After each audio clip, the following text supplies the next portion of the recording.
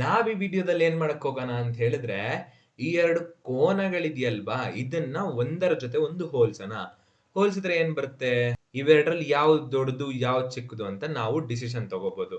ಹಾಗಾದ್ರೆ ನೋಡಿದ್ರೆ ಗೊತ್ತಾಗ್ತಿಲ್ವಾ? ಇಲ್ಲ, ನೋಡಿದ ತಕ್ಷಣ ಎರಡು ಕೋನ ದೊಡ್ಡದು ಚಿಕ್ಕದು ಅಂತ ಗೊತ್ತಾಗ್ತಿಲ್ಲ. ಹಾಗಾಗಿ ಏನನ್ನಾದ್ರೂ ಉಪಯೋಗಿಸ್ತೀವ ವಿಧಾನನ ಅಂತ ಹೇಳಿದ್ರೆ, ಒಂದ್ ಪ್ರಶ್ನೆಯಲ್ಲಿ ನಾವ್ ಹೇಳ್ತೀವಿ, ಈ ರೀತಿ P O Q P O R ನ ಹೋಲಿಸ್ಬೇಕಂತೆ. ಹೆಂಗೆ ಅಂತ ಹೇಳಿದ್ರೆ, ಒಂದು ಕೋನದ ಮೇಲೆ ಇನ್ನೊಂದು ಕೋನವನ್ನು ಇರಿಸಿ ಹೋಲಿಸುವುದು ಅಂತ ಹೇಳಿದಾಗ, ಇಲ್ಲೊಂದು ಕೋನ ಇದ್ದೆ, ಅದ್ರ ಮೇಲೆ ಇನ್ನೊಂದು ಕೋನ ನಾವು ಅದನ್ನ ನಾವು ಹೋಲಿಸ್ಬೇಕು, ಸರಿನಾ? ಈಗ ಒಂದು ಕೋನದ ಮೇಲೆ ಇನ್ನೊಂದು ಕೋನ ಇರಿಸುವುದು ಹಾಗಾದ್ರೆ ಏನು? ಇಲ್ಲಿ ಎರಡು ಕೋನಗಳನ್ನ ಕೊಟ್ಟಿದ್ದಾರೆ, ಸರಿನಾ? ಈಗ ಇದಕ್ಕೆ ಹೆಸರು ಕೊಡ್ತಾ ಹೋಗ್ಬೇಕು. ಎ ಬಿ ಸಿ ಅಂತ ಒಂದಕ್ಕೆ, ಎಕ್ಸ್ ವೈ ಝೆಡ್ ಅಂತ ಒಂದಕ್ಕೆ. ಇಲ್ಲಿ ನೋಡ್ರಿ, ಕೋನ ಎ ಬಿ ಸಿ ಇಲ್ಲಿ ಕಾಣಿಸ್ತಿದ್ಯಾ, ಕೋನ ಎಕ್ಸ್ ವೈ ಝೆಡ್ ಇಲ್ಲಿ ಕಾಣಿಸ್ತಿದ್ಯಾ? ಒಂದು ಕೋನದ ಮೇಲೆ ಮತ್ತೊಂದು ಅಂತ ಹೇಳಿದಾಗ ಈ ರೀತಿ ಆಗುತ್ತೆ ನೋಡಿ.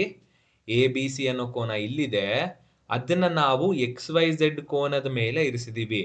ನೀವೊಂದು ತಿಳ್ಕೊಳ್ಳಿ, ಒಂದು ವಸ್ತುವಿನ ಮೇಲೆ ಇನ್ನೊಂದು ವಸ್ತುನ ಇಡ್ತಿದೀವಿ ಅಂತ ಆದ್ರೆ ಒಂದು ಕಾರ್ನರ್ ಕರೆಕ್ಟ್ ಆಗಿ ಕೂತಿರ್ಬೇಕು, ಹೌದು ತಾನೆ? ಇಲ್ಲಿ ನೋಡಿ, ಈ ಶೃಂಗ ಅನ್ನೋದನ್ನ ನಾವು ಕಾರ್ನರ್ ಅಂತ ಹೇಳ್ಬೋದು.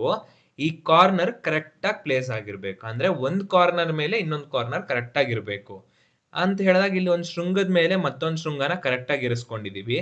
ಮತ್ತೆ ಒಂದು ಬಾಹು ನಾವು ಕರೆಕ್ಟ್ ಆಗಿ ಕೂರ್ಸಿರ್ಬೇಕು. ಯಾಕಂತ ಹೇಳಿದಾಗ, ಇಲ್ಲಿ ವೈ ಝೆಡ್ ಮೇಲೆ ಬಿ ಸಿ ಕೂರ್ಸಿರೋದ್ರಿಂದ ಎಕ್ಸ್ ಮತ್ತೆ ಎ ನ ನಡುವೆ ಇರೋ ವ್ಯತ್ಯಾಸ ನಮಗ್ ಗೊತ್ತಾಗ್ತಿದೆ. ಇದನ್ನ ನಾನು ನೆಕ್ಸ್ಟ್ ಡೀಟೇಲ್ ಆಗಿ ಹೇಳ್ತೀನಿ. ಈ ಎರಡು ಕೋನಗಳಿಗೆ ಕಂಪೇರ್ ಮಾಡಿದ್ರೆ ಏನ್ ಉತ್ತರ ಬರುತ್ತೆ? ಎ ಬಿ ಸಿ ಅನ್ನೋದು ಎಕ್ಸ್ ವೈ ಝೆಡ್ ಗಿಂತ ಕಡಿಮೆ ಇದೆ. ಹೌದು, ಎ ಬಿ ಸಿ ಅನ್ನೋ ಕೋನ ಎಕ್ಸ್ ವೈ ಝೆಡ್ ಅನ್ನೋ ಕೋನಕ್ಕಿಂತ ಕಡಿಮೆ ಇದೆ. ಇಲ್ಲಿ ನೋಡಿ, ಇಲ್ಲಿ ಗ್ಯಾಪ್ ಗೊತ್ತಾಗ್ತಿದೆ.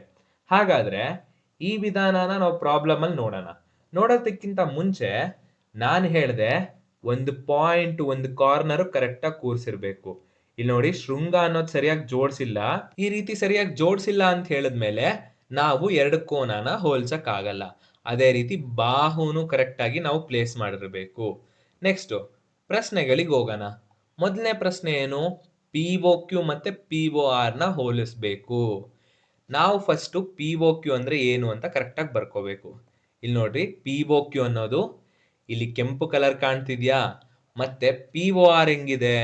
ಇಲ್ಲಿ ನೋಡಿ, ಪಿ ಒ ಆರ್ ಅನ್ನೋದು ಇಲ್ಲೇ ಇದೆ. ಹಾಗಾದ್ರೆ ಇವೆರಡನ್ನ ಹೆಂಗ್ ಕಂಪೇರ್ ಮಾಡೋದು ಅಂತ ಡೌಟ್ ಬರುತ್ತೆ. ಆಕ್ಚುಲಿ ಇವೆರಡನ್ನ ಕಂಪೇರ್ ಮಾಡೋ ಅವಶ್ಯಕತೆ ಇಲ್ಲ.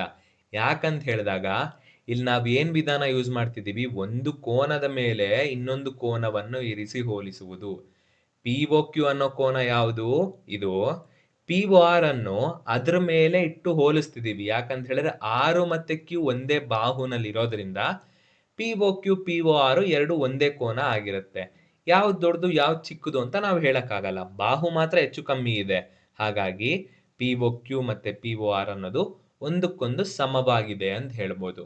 ಈ ರೀತಿ ಒಂದು ಕೋನದ ಮೇಲೆ ಮತ್ತೊಂದು ಕೋನ ಇಟ್ಟು ಹೋಲಿಸ್ತೀವಲ್ವಾ, ಅಂದ್ರೆ ಇದಕ್ಕೆ ಇನ್ನೊಂದು ಹೆಸರು ಸೂಪರ್ ಇಂಪೊಸಿಷನ್ ಅಂತ, ಸರಿನಾ? ಎರಡನೇ ಪ್ರಶ್ನೆ ನೋಡಿ, ಪಿ ಒ ಕ್ಯೂ ಮತ್ತೆ ಎಸ್ ಒ ಟಿ ಅಂತೆ. ಪಿ ಒ ಕ್ಯೂ ಎಲ್ಲಿದೆ?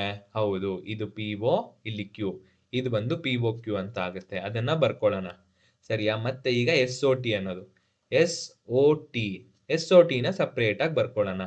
ಈಗ P O Q S O T ಅನ್ನೋದು ಕಾಣ್ತಿದೆ.